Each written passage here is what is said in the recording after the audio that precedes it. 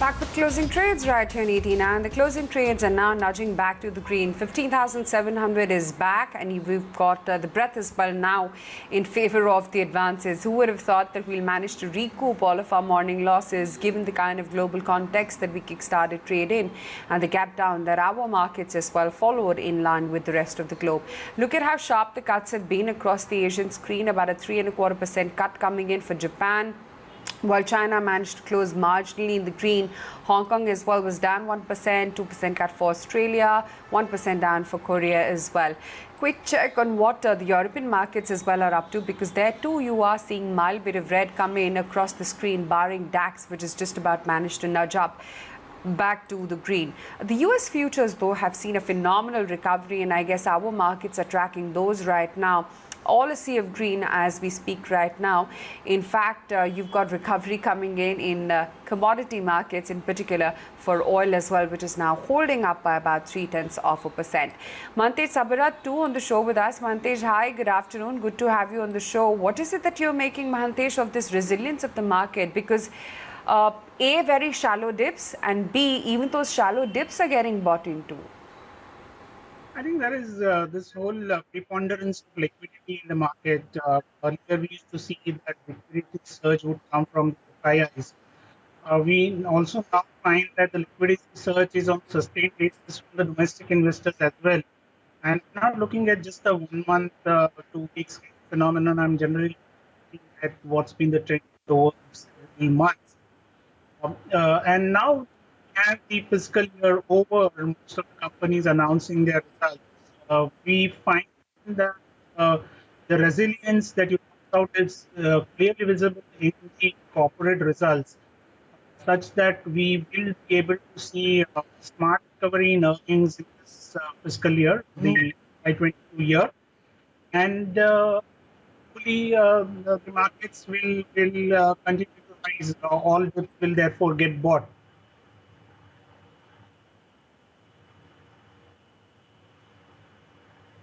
Absolutely. What on dips then is a buy right now, according to you, Mahantesh? And I want to pick up on the point of commodities, especially metals, given that the Nifty Metals Index is down a good 10% from its recent highs. Do you think metals have corrected enough and these dips should be bought into just yet? Or would you say, given the volatility across metals and the commodity per se as well globally, there could be better entry points? I think we continue to remain bullish on the entire commodity play. We did talk about that some time ago. And the basic theme that I reiterated and we still continue to believe is that capacity utilizations within this space, within the commodity space, is such that utilization levels are growing. And therefore, with commensurate price increase and volume increase, it will be good for most of the commodity stocks to really rally, continue to rally. So if there are dips that have happened in the recent past, that offers a good opportunity for investors to get into.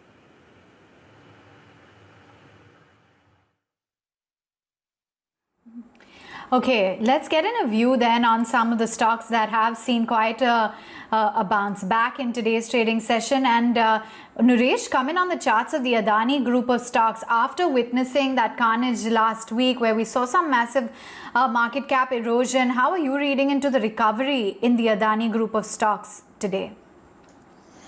So this is a good recovery across the stocks, but this bounce is where one should be reducing allocations and say something like not the ones like Adani Transmission, Adani Power, which have been on low circuits, but something like Adani Enterprises, which has almost made a full recovery.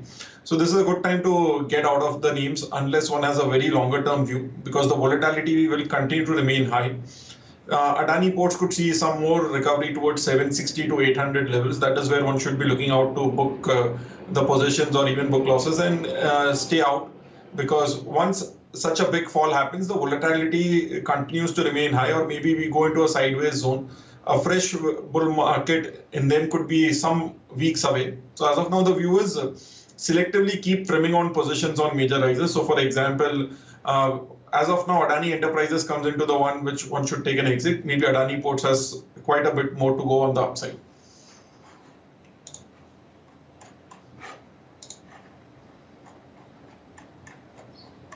Fair enough. Kunal, meantime, let's talk about some of the losers in today's trading session. Auto in particular is having a rough run. Tata Motors, M&M, as well as Maruti currently quoting in the red. What are the charts reading for some of these candidates, and do you think that they are looking attractive for a fresh buy, or would you wait for a further dip? No, I think these stocks are looking attractive, frankly, Yavan, and I think it's back, to be that the markets will get back its, risk on mode pretty soon, because 2 days of us on a trot, the market replicates the same kind of a behavior. It's bound to be that the risk on mode, gets back into market participants, specifically the short-term traders. Now, I believe one of the major reasons why the auto stocks had not gone through a very severe correction relative to financials as such, and could be also stronger candidates of bounce back pretty soon, I think has been the low participation from the for the auto stocks from the market participants wise over the last couple of weeks. I think that was one of the reasons why you had seen a very feeble kind of a rally for individual auto stocks, and which is why you've seen the correction also a bit shallow into these names. So I think once this market, once the market volatility settles off, I believe it's possible that many of these rate sensitive sectors, they could get back their mojo. Specifically, I think the names that you mentioned, like Tata Motors, for example, I think the stock looks extremely strong. The fact that it's consolidating, even trying to absorb this volatility or this phase of volatility in the last 1 week odd, standing above the 300 mark itself, I think has been quite commendable for the stock and looks very, very attractive to me on the longer term charts as well. So I think that's one stock which I believe could be a classic candidate of buy on any kind of a dips which which we get on the short term charts, as well as I think names like Bajaj Auto as well. Specifically, that stock on Friday saw a very strong bullish candlestick, bullish engulfing candlestick pattern getting formed. So today the stock is seeing a mild bit of follow through, but I would sense that over the near term, that's at least another 4 or 5 trading sessions, I would expect Bajaj Auto to rally up to somewhere close to 4,300, 4,350. So that's also a good candidate for a short term trade. Okay. We were just addressing the metals sector. Let me take it across to Jayesh, find out what the technical insight is on how the sector has moved so far, given that it's already fallen about 10% from its recent highs.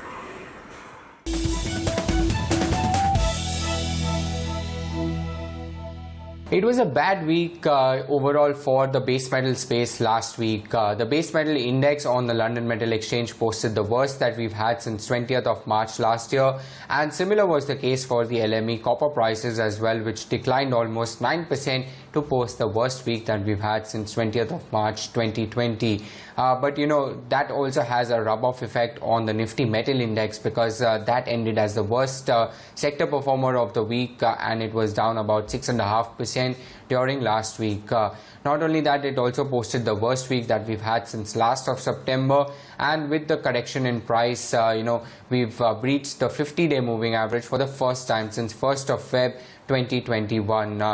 It has also managed to decline over 10% from its recent high to the low point of Friday as well. But if you have a look at the valuation picture, the fall that we've had in the Nifty Metal Index along with some of the stocks, it was trading at lofty valuations, which was very close to the recent 5-year high that we quoted at. Currently at about 1.46 times estimated price to book value, it still trades about 1 standard deviation above the average, which is at 1.18 times.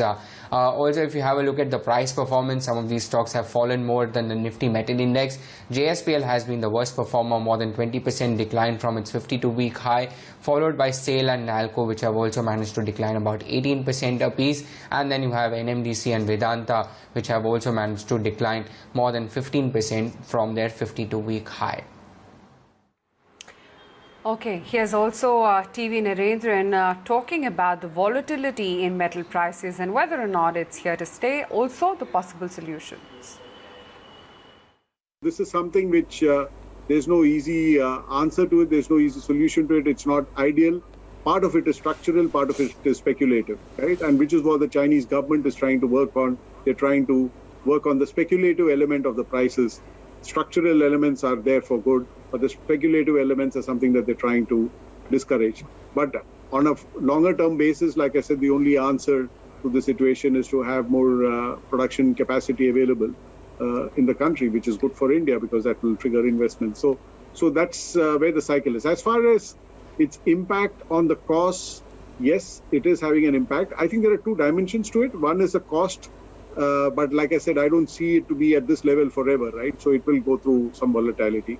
But I think the larger issue which we need to address and which we are discussing as CII is a lot of people are caught in the middle. If you look at the MSME sector, part of the problem is they have a lot of fixed price contracts, whereas the input costs fluctuate significantly. Mahantesh, what about your outlook on the kind of plan that's been charted for Jubilant Pharma? They've outlined their growth plan for the next 10 years, talking about how they're confident to hold on to 70 to 80% market share in MAA. They see potential in radio pharma, and as of now, there's opportunity.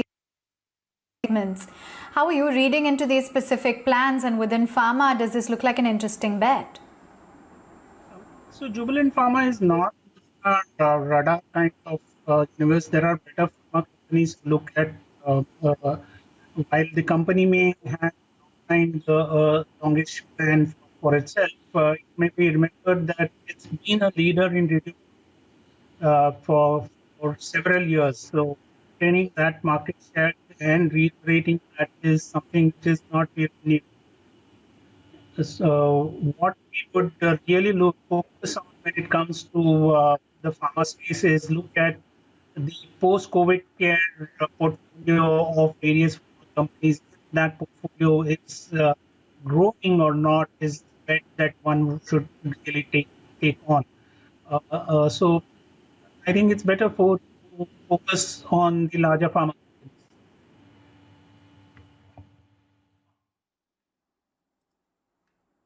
All right, that's the view coming in. Meantime, let's also just take a look as to what's going on with respect to the mid caps, because that's really where you're seeing traction building up.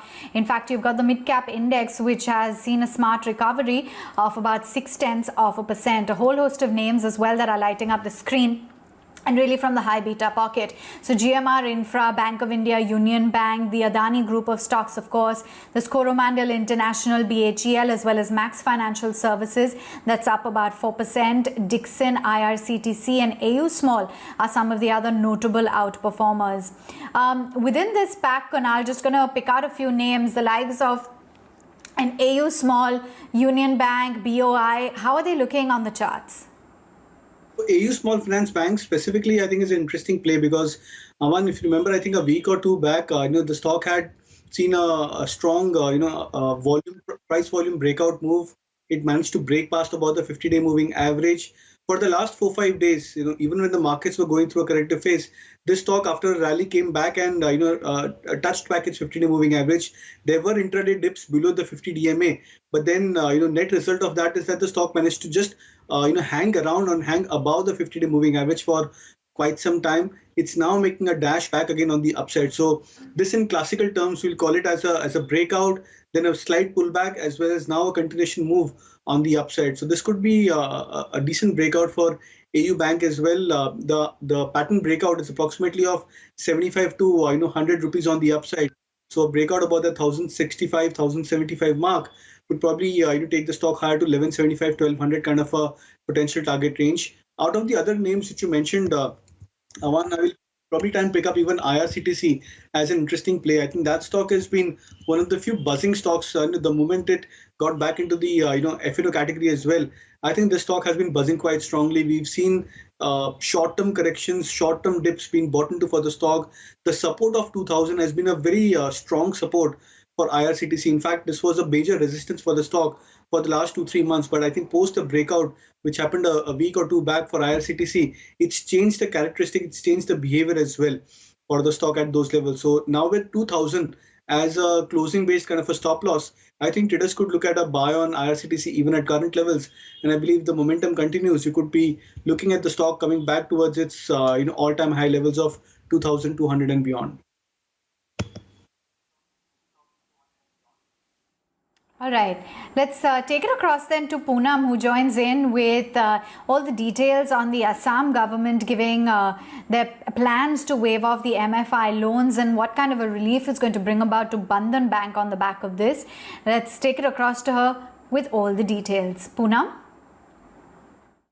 Well, reports suggest that MFI borrowers in Assam will get relief from the government. Assam government has inked an agreement with MFIs to regularize stressed borrowers. Regular borrowers will get relief and state will pay the EMIs of defaulters. The total cost to the government is capped at nearly around 8,500 crore. Do note that Bandhan Bank would be in focus as Assam forms their second largest state with an exposure of nearly around 12%, and Assam collection efficiency had dropped to 78% in Jan. It had improved slightly to 83% in March, and there were concerns on asset quality. Jeffrey states that Assam's proposed MFI grant may clear the overhang with a small one-time impact. Bandhan Bank valuation is at 2.8x. 12-month forward price to book, and hence they find it attractive. They have a target price of rupees 400 per share. Jeffrey states Assam is the second largest state for Bandhan Bank, and state grant can address asset quality concerns, but it will definitely be a drag in terms of the top line. They're also stating that large outgo for Assam may make other states desist this kind of a move in future. But yes, watch out for Bandhan Bank. In trade management, in an interaction with ET Now, had stated that collection efficiency will improve as localized lockdowns lift, and that they believe FY22 GNPAs will not be as worst as FY21. Thanks very much, Poonam, for giving us all of those details. Bandhan Bank currently up and away in today's trade, 7% at about 340. Let's, on that note, take a quick break then right here on the show. We'll come right back for more.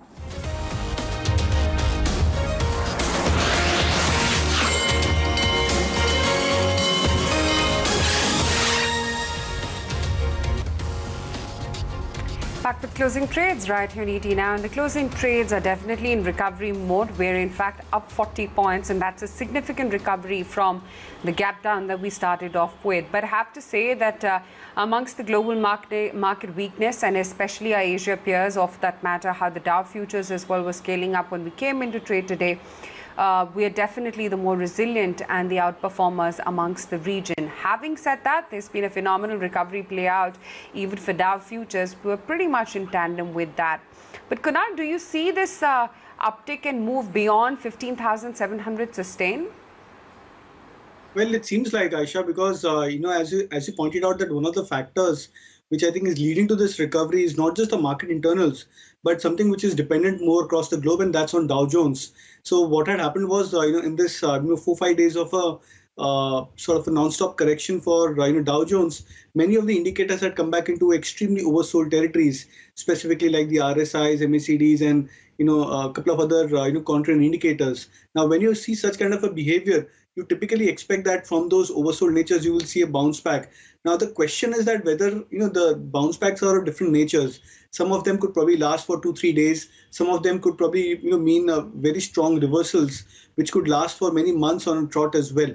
So we need to see those kind of behaviors coming back on the indices. And I think for that, we could probably need, more extension towards the market rally, what we've seen today. So the 2 days of replica behavior, the oversold nature of Dow Jones, which you've seen, the ebbing off of volatility, I think if that happens, say, over the next 1 or 2 days, I think all of these could probably be more sentiment boosters for the markets to get back the risk on mode. And once that happens, I think scaling past about that 15,800, 850 mark could probably be a short-term trigger. But I think what's more important and durable is that the risk on mode has to come back again for the markets to really break past about that 16,000 mark. So I think that's the more important question which needs to be answered. But I think this looks like more of a durable bounce on the indices, and I would sense that the data, the factors which I just highlighted, I think all of that indicates that the market should see a follow through price action at least for the next couple of days. Nuresh, what according to you will lead the recovery? Because today you can't really pinpoint a particular trend. There are a lot of individual sectors and a mix of individual stocks which are actually recovering. So my view is it would be banks all the way. So if you look at Bank Nifty, the way we are looking at banks and the Bank Nifty is, so Bank Nifty has been an underperformer all through from February, March. it gave a breakout around May when it broke out about the 34,000 mark, could barely go towards 36,000, 35,800. We tested the 34,000 mark 3 times in the last 10 sessions, and we've as of now crossed the last 2 days highs. And once we cross about 35,400, we get into a strong momentum. So if that breaks out about 35,400, we could be looking at a 2,000, 2,500 pointer move on the bank nifty itself. So, and if we look at a lot of the banks, so for example, HDFC Bank has gone nowhere. ICICI Bank has seen a good correction from almost 680, 700 levels back to 620, 630. Same is the case with Kotak Bank, which has gone nowhere. So if there is a leadership which could come up, it is from the banks. And today, if you look at the intraday move itself, the Nifty is up 0.2%, but the Bank Nifty is almost 0.7, 0.8%. That's an indication that they've started taking relative strength for the day itself. So the view is going forward, we are watching out for all the banks to start showing some momentum. So if we cross 1500 on HDFC Bank, that would be our first indication. So going forward, if we have to cross above 15,800, it has to be banks only which could take it around.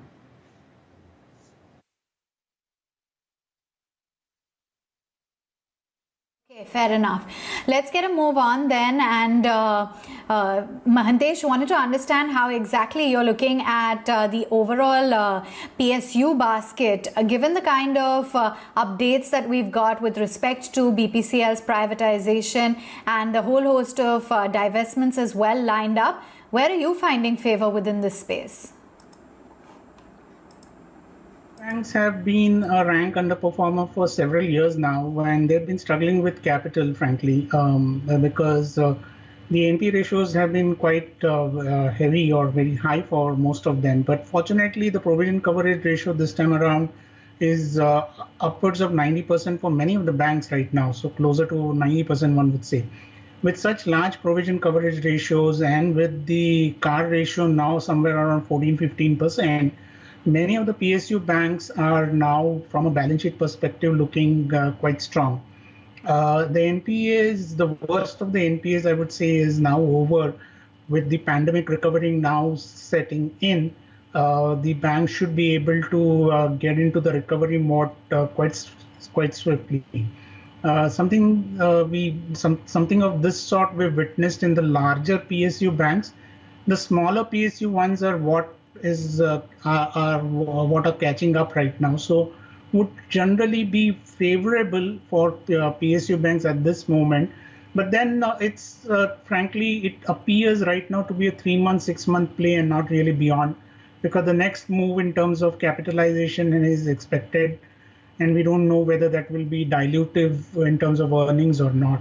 So for the next 3 to 6 months, probably PSU banks will be better off relative to the market.